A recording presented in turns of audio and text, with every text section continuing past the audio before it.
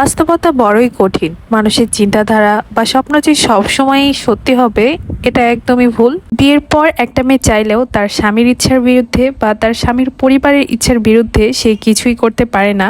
আর সময় যতই গড়িয়ে যাক না কেন, তার মনে থাকা চাপা কষ্ট, দুঃখ সব কিন্তু চাপা দিয়েই তাকে সংসারের কাজগুলো সামলাতে হয়। Hi everyone, welcome back to my another new video.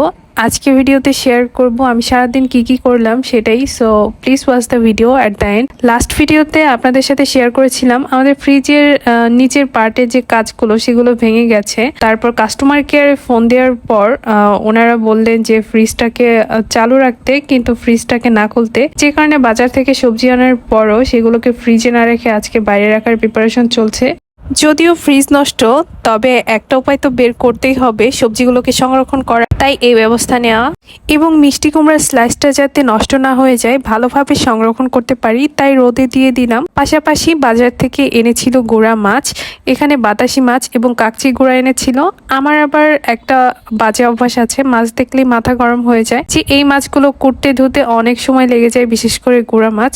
আর তার থেকেও বড় কথা, মাছ ধোয়ার পর যতই হাত পরিষ্কার করি না কেন, আমার শুধু মনে হয় আমার শরীর থেকে সেই মাছের আঁশের গন্ধ যায়ই না, যে কারণে মাছ দেখলে একটু রেগে যাই আর কি। আর যেদিন কিনা বাজারে ঝামেলা থাকে, সেই মাছ কোটা বা সবজি উঠানো, এটা হচ্ছে এক্সট্রা একটা কাজ বা ঝামেলা। এগুলো সারতে সারতে দেখা যায় যে অন্যান্য রান্না বান্না বা অন্যান্য কাজগুলো অনেক বেশি লেট হয়ে যায়। সো যেহেতু মাছ কুটে আমার মাথাটা একদমই গরম হয়ে গিয়েছিল, তাই আমার মাথা এবং বাসার সবার মাথা ঠান্ডা করার জন্য ঠান্ডা ঠান্ডা কুল ভাবলাম একটা কোল্ড কফি বানিয়ে নেওয়া যাক। হঠাৎ করে কোল্ড কফি খেতে ইচ্ছে করলো, সব কাজ বাদ দিয়ে কোল্ড কফি বানাতে বসে গেছি। তবে দুধ তো আর ছাড়ছিলই না, তাই একদম বাধ্য হয়ে দুধের বোতল ধরে ঝাঁকাঝাঁকি শুরু করে দিয়েছিলাম এবং ঠান্ডা বরফ দুধ দিয়ে কিন্তু একদম ঠান্ডা ঠান্ডা কোল্ড কফি বানিয়ে নিলাম। আপনারা চাইলে বাসায় এইরকম ভাবে কোল্ড কফি বানাতে পারেন, রেস্টুরেন্টেও কিন্তু এভাবেই বানায়, ওরা শুধু বরফ কুচিটা একটু বেশি দেয়, বা মিষ্টি আপনারা যেমন খেতে চান তেমন। আপনি যে কোনো ব্র্যান্ডের কফি পাউডার দিয়ে কোল্ড কফি বাসায় তৈরি করতে পারবেন। বেসিক্যালি আমি মাঝে মাঝে বাইরে রেস্টুরেন্টে গেলেও কখনো তেমন ভাবে কফি খাওয়া হয় না, তবে লাস্ট যখন বাসার সবার সাথে রেস্টুরেন্টে গিয়েছিলাম এবং ওই জায়গার কফিটা খেয়ে আমার মাথা পুরোই মাতাল হয়ে যায়, তারপর থেকে শুধু বারবার কফি খেতে ইচ্ছা করে। কফি খেয়ে অনেক কাজ করা হয়েছে এবং ছাদে গিয়েছিলাম কাপড় চোপড় মেলতে নোরামণিকে সাথে নিয়ে। আমার জানা মতে বেশিরভাগ মেয়েরাই ছোটবেলা থেকে সাজুগুজু বা স্টাইল করতে একটু বেশি পছন্দ করে, সেটা আসলে নোরামণির থেকে আসলে আমার এই ধারণাটা একদমই সঠিক হওয়া। তো নোরামণিও সেম ওর কাকিমণির সাথে ঢং করছিল, নুপুর পরে ছাদে হাঁটছিল আর ভিডিও করছিল। হয়তো এই ভিডিও ক্লিপগুলো গত শুক্রবারে নেওয়া।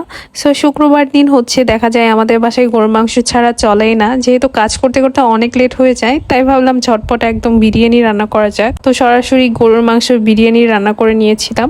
আমাদের বাসায় শুক্রবার আসলে একদম ঝড় উঠে যায়, অনেক ব্যস্ত হয়ে যায়, তো ঝটপট বিরিয়ানি রান্না করেছিলাম ঠিকই, সেই দিন আর ভিডিও করার মতো সময় হয়ে উঠছিল না, যে কারণে ভিডিও ক্যাপচারও করা হয়নি। আজকাল প্রায় হুটহাটি বৃষ্টি চলে আসে দিনে যে কোনো সময়, কিন্তু এখন বৃষ্টি ভালো লাগলেও ভিজতে ইচ্ছে করে না, কারণ বৃষ্টিতে ভিজলে হয়তো বা জ্বর ঠান্ডা লাগবে, কিন্তু যত্ন করার মানুষের অনেক অভাব পড়ে গেছে। যাই হোক, রিসেন্টলি হচ্ছে আমার ভাস্তি আমাদের বাসায় আসে এবং ফোন দিয়ে বলে, ফুপি আমি তো বাসায় এসেছি, আমাকে দেখতে এসো। এই কথা শোনার পর থেকে আমার তো আর ভালো লাগছে না, বাসায় যেতে ইচ্ছে করছে, কিন্তু শাশুড়ি মার যেহেতু হাত ভেঙে গেছে, চাইলেও আসলে পারছি না।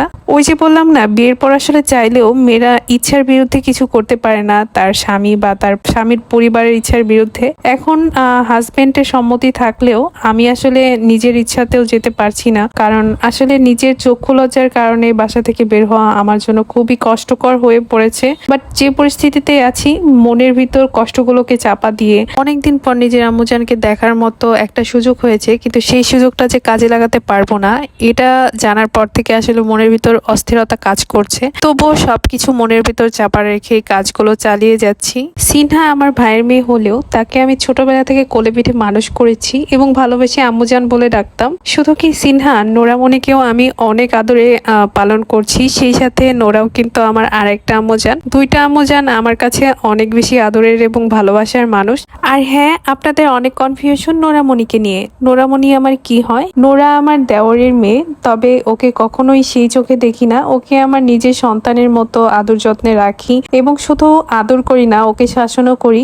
এবং কি ওর মাও কখনো আমার আদর বা শাসন করা নিয়ে কখনোই মন খারাপ করে না, কারণ ভাবিও জানে আমি সবসময় নোরাকে আমার সন্তানের মতো করেই দেখি। যাই হোক, অনেক গল্প করে ফেললাম। গল্প করতে করতে এবার চলে আসা যাক মিষ্টিতে। এটা হচ্ছে আমাদের মানিকগঞ্জের ঐতিহ্যবাহী আর একটা মিষ্টি। আমাদের মানিকগঞ্জের মিষ্টিগুলো খুবই মজাদার। এছাড়া হরিরামপুরও কিছু কিছু মিষ্টি রয়েছে যেটা কিনা প্রায়ই আপনাদেরকে দেখানো হয়। আর এটা হচ্ছে পলাশের পান্তুয়া, অনেকেই কিন্তু চিনে থাকবেন। যাই হোক, ভিডিওটি ভালো লাগলে অবশ্যই লাইক কমেন্ট করবেন, সেই সাথে চ্যানেলটি সাবস্ক্রাইব করে পাশেই থাকবেন। যাই হোক, আজকের ভিডিওটা এই পর্যন্তই। দেখা হবে আবারও নেক্সট কোনো ভিডিওতে। সেই পর্যন্ত সবাই সুস্থ থাকবেন, ভালো থাকবেন। আল্লাহ হাফেজ।